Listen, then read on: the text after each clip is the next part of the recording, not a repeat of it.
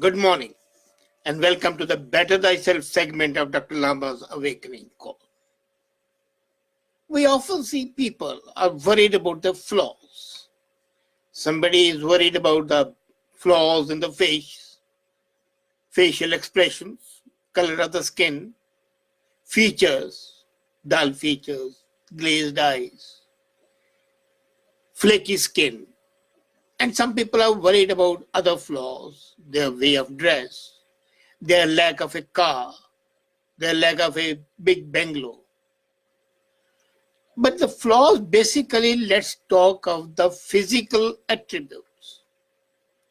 And all these flaws create a sense of inferiority in the person who has those flaws. Unfortunately, 90% of us believe in God. And we say that God doesn't make mistakes. And the same very people who believe in God, I don't believe, think that God has made a mistake. Because if God has not made a mistake and He has created you and He doesn't permit mistakes, how can there be flaws in you?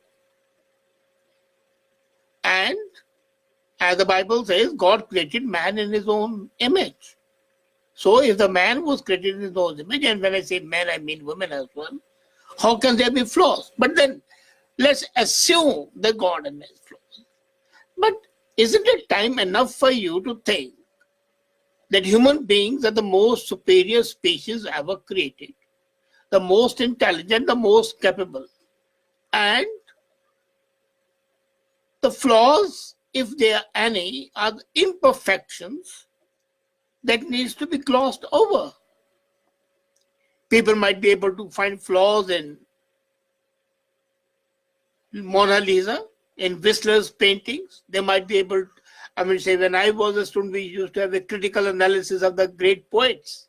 And I used to love that they were poets and what they wrote was their own enjoyment and for the education of the human being.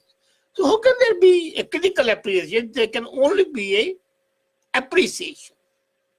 Nevertheless, the society around us, we live in a certain environment, we live in a certain social group, and that social group, that community, that environment, that milieu makes us feel that we are flawed human beings.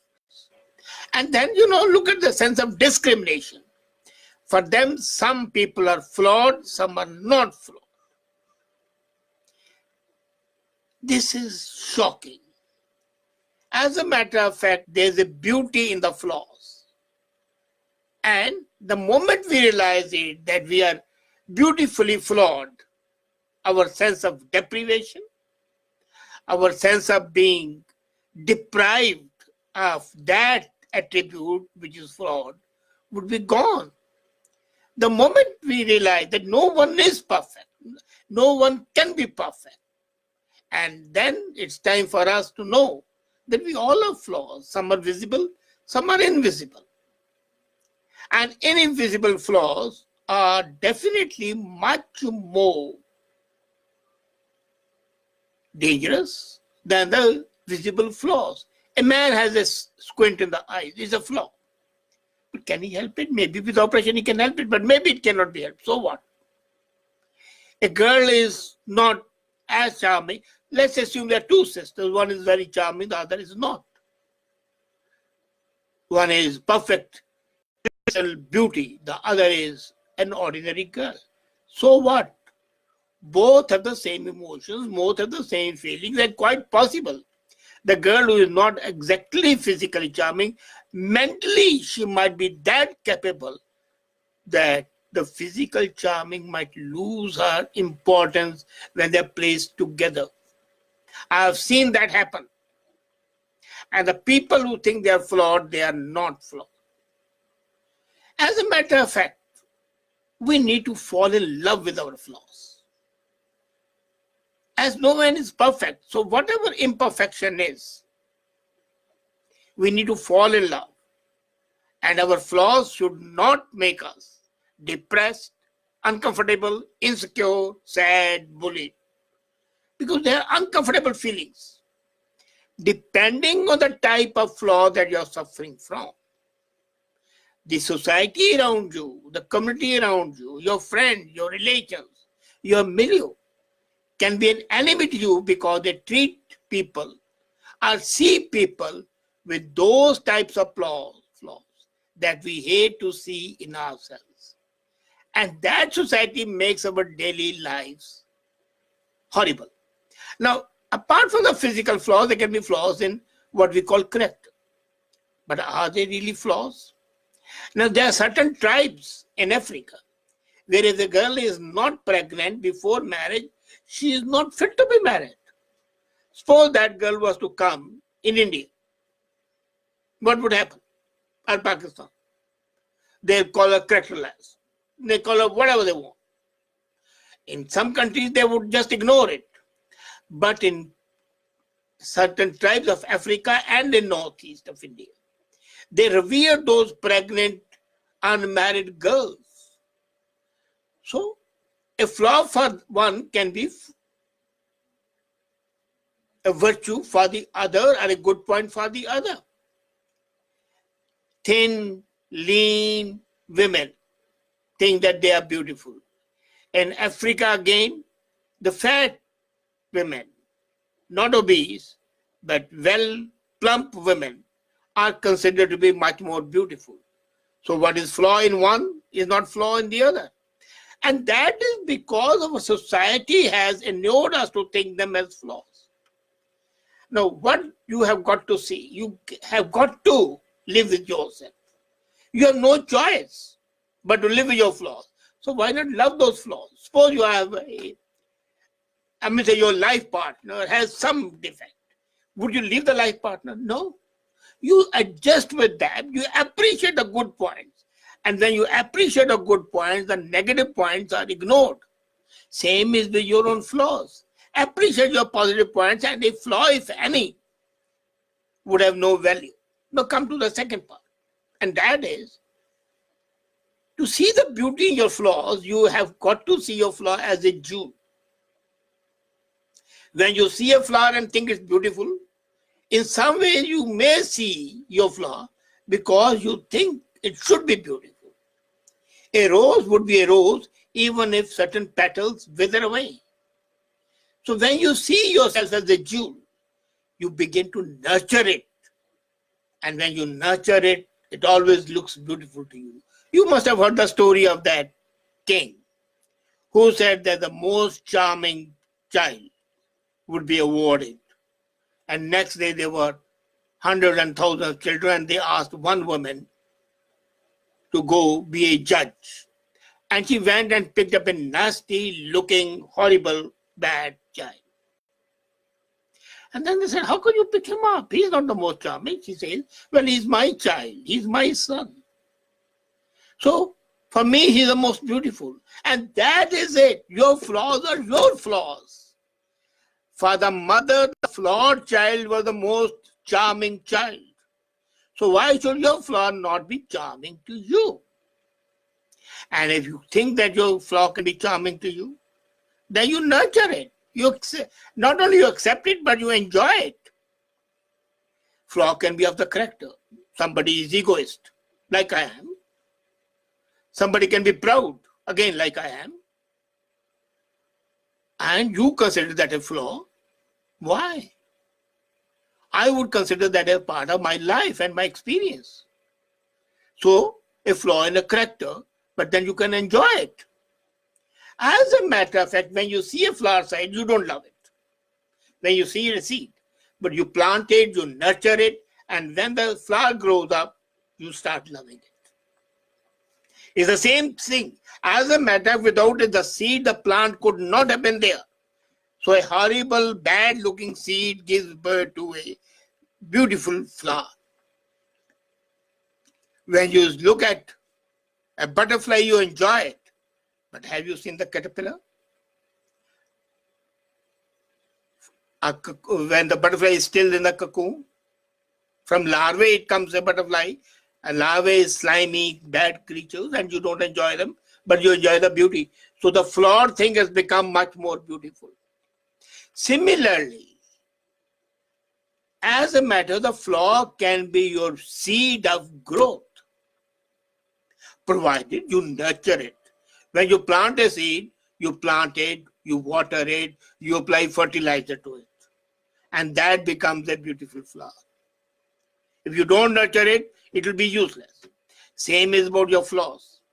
Nurture it, cherish it, make use of it. Don't shy away from it, and then you would enjoy that what you consider flaw is in fact your strength. So it's a difference of perception. To see the beauty in your flaws, you have accepted your flaws. And acceptance of your flaws means you are ready not to let yourself or anybody else say negatively about your flaws. You have, suppose, a child who is bad looking or who is not that charming.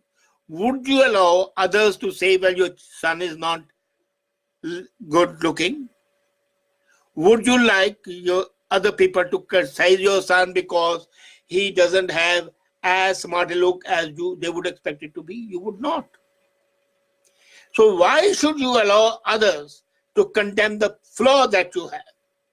If you consider the flaw to be your child, and if you cherish it, nobody will do it. So anybody who says negatively, you have got to stop them. It's my flaw. How the hell are you concerned with it? So the first step and the first stop is stop yourself. Then take a step. And the step is acceptance of your flaw. Then start nurturing it, watering it, fertilizing it, and then love your flaws. And you would be a better human being. Another beautiful flaw is uniqueness. Your flaw is your flaw. So it's making you unique. It's making you different. It's unhealthy to change. And the uniqueness of your flaw and the difference of your flaw compared to other human beings should make you stand out. And slowly you will see others will also accept your flaws and the beauty of it because it's different. And the whole society would change. If every human being accepts the flaws of yourself and then of others, then there will be no criticism. There will be no carping criticism of the flaws, and the people will accept it. A human being. Sometimes we see today flawless. Can be flawed tomorrow. You purchase a great painting. You are overwhelmed with it. And then you see that there is some color disturbance at the bottom. There's a flaw. But overall the picture was great, is great. So when you accept the flaw as a part of the painting, you appreciate it. You don't ignore it. Or you ignore the flaw, but don't ignore the picture. Same is about your personal flaws. And when you say flawless, you will see that all the flaws become things of beauty. They may be accepted, their flaws, provided you see the beauty in them. Don't wait for the society to do your job for you. Let the society not define your flaw as flawless. And nurture your flaws so that like a jewel it shines. The biggest problem is that we let the others define us. We let the society define us. We have to define ourselves. And when we define ourselves with a mind of our own, we don't see flaws as flaws. We see them as a counterpoint. If you know music, point, counterpoint. If there's no counterpoint, the first point cannot be stressed. So the music, the way it goes, the lilting melody. You might say the pauses in the piano are flaws. They're not. They enhance the melody. So the flaws, if any, are your passport to success, passport to your growth, mental growth and well-being. And that is what is more important. Cherish your flaws, love your flaws, and you would find the flaws are not flaws. They are what define you. And if you're afraid of something that defines you, then are you fit to be what you are? No. So to better thyself, accept the flaws, nurture them, enjoy them, and be proud of your flaws rather than be silly and start moping about it. And you would be a better person. Thank you.